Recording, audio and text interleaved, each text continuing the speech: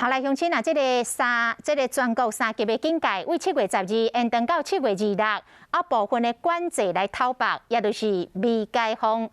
其实有部分的夜市已经是超前部署了，进前就规划要来未解封来营业。伫台南就有大东、武城甲花园等3大夜市来提出着防疫计划申请，上紧12号后礼拜一，大东夜市就会当先来恢复营业。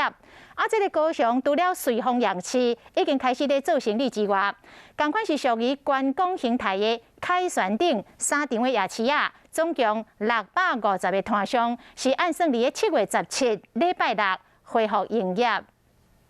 规个拢是人，这是台南花园夜市过去的愿景。全国3级的警戒，予所有夜市的摊商拢真怨叹。7月12总算会当未解封，予所有的摊商拢有机会当各做生意。在夜市提出防疫计划之后，我们来加以开放人流出入都要管制，还有3罩1套，就是口罩、面罩。 还有这个熟食的遮罩，做好人流的管制，佮有防护措施。台南市长真有信心，有真几个摊商嘛拢开始准备。我台下经理的，因为阮12号我要开业啊。除了市府规划的防疫措施，夜市嘛开始准备防疫计划书送审。台南3夜市花园、台东和武城送件申请通过了后，上紧台东夜市后礼拜一就会使开始做生意。社交距离的话，就是还是能让大家出来透透气。夜市开始准备未解封，高雄除了瑞丰夜市恢复营业。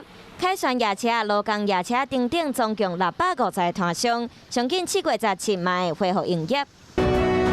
来到嘉义，一定要食文化路夜市鸡肉饭、砂锅鱼头，过去拢有真侪人。今麦嘉义市已经连续28天拢无确诊，市府最近嘛去会勘，有机会伫7月12重新各做生意。防疫的作为都已经非常的完整了以后呢，那之后就可以开放有条件的副业。虽然摊商拢希望会使做好防疫措施，赶紧各做生意，不过消费者更有信心，需要各观察。